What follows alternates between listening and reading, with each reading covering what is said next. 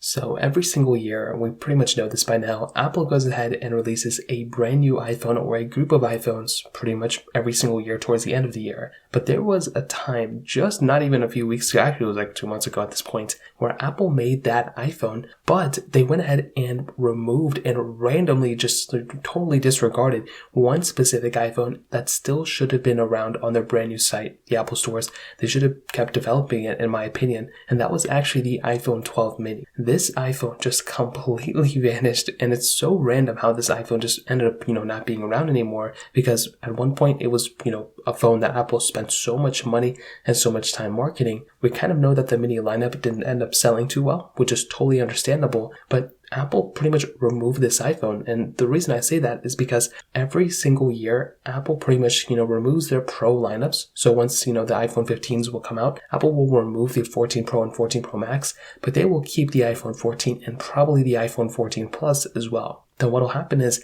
Apple will go ahead and, reduce the price tag by $100.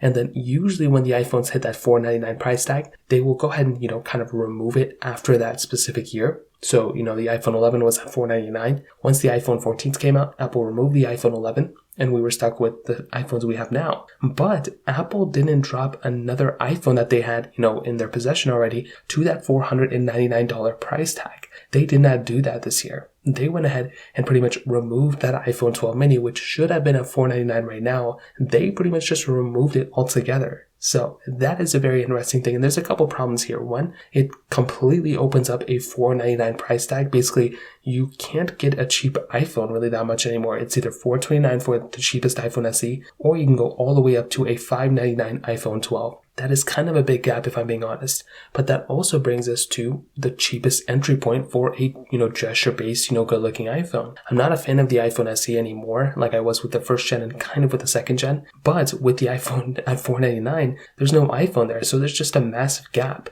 So this could also mean that Apple may be trying to go ahead and increase the price tag of these iPhones again, maybe by $100.